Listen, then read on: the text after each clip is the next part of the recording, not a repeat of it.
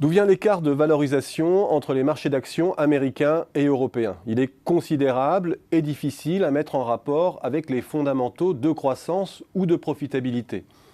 Pour en prendre la mesure, partons des évolutions des bourses depuis leur précédent sommet d'avant-crise.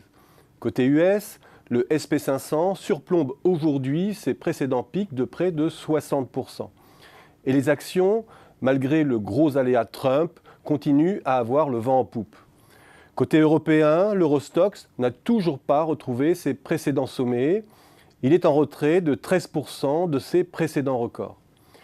Il y a certes des disparités intra-européennes. Le CAC 40 français colle à l'évolution moyenne de l'indice européen, tandis que le champion allemand surperforme en Europe. Mais même côté allemand, la performance fait pâle figure comparée à ce qui se passe de l'autre côté de l'Atlantique. Le DAX n'a dépassé que de 9% ses anciens sommets. Et si l'on se focalise sur l'autre indice phare américain, le Nasdaq, l'Europe paraît bel et bien décrochée. Faut-il y voir une bulle côté américain, un emballement infondé qui nous rapproche d'un nouvel accident financier? Pas nécessairement, car derrière l'emballement américain, il y a d'abord un effet de composition manifeste. Il suffit de regarder les 10 premières capitalisations américaines pour comprendre que l'Eurostoxx et le SP500 ne recouvrent pas la même économie ni les mêmes structures productives. Dans les 10 premières capitalisations, il y a d'abord les GAFA, Apple, Facebook, Amazon et Google, à travers sa holding Alphabet, qui à eux 4 représentent près de 20% de l'indice. Avec un pouvoir de marché et de réseau considérable, des rendements croissants et des perspectives de croissance exceptionnelles. Il y a Microsoft, bien sûr, près de 3% de la capitalisation, et le géant de la santé Johnson & Johnson. L'ancien champion de la bourse américaine Exxon ne figure plus qu'en 7e position et figurent encore 2 géants financiers. La performance moyenne du SP500 recouvre en fait des progressions d'indices très hétérogènes selon les secteurs.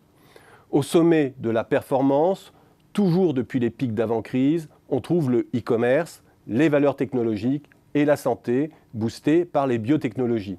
Ces 3 secteurs locomotives du SP500 ont vu leur cours plus que doubler depuis leur précédent record. L'industrie évolue dans la moyenne du SP500, tandis que la finance et l'énergie plombent l'indice en retrait encore de plus de 10% de leurs anciens records. Il faut tenir compte de cette hétérogénéité pour apprécier le retard européen. Si l'on prend quelques secteurs emblématiques, on voit que les écarts secteur à secteur ne sont plus aussi manifestes que ne le suggère la moyenne. Les valeurs industrielles ont certes moins progressé de ce côté-là de l'Atlantique, mais elles surpassent nettement leurs anciens pics et leur moindre rebond peut s'expliquer par le contexte macroéconomique peu porteur côté européen.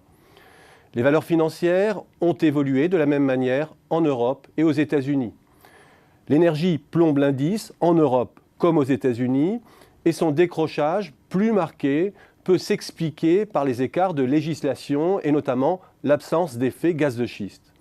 Quant au secteur d'avenir, des technologies de l'information ou de la santé, le fait de les voir moins nettement briller dans la vieille Europe n'est pas un scoop. Nous n'avons ni les géants planétaires, ni les plateformes qui nous permettent aujourd'hui de capter ces marchés en forte croissance. Ajoutons à cela la politique active de rachat d'actions des groupes américains et l'écart de valorisation de part et d'autre de l'Atlantique n'est sûrement pas l'anomalie que suggère en première analyse l'évolution des indices.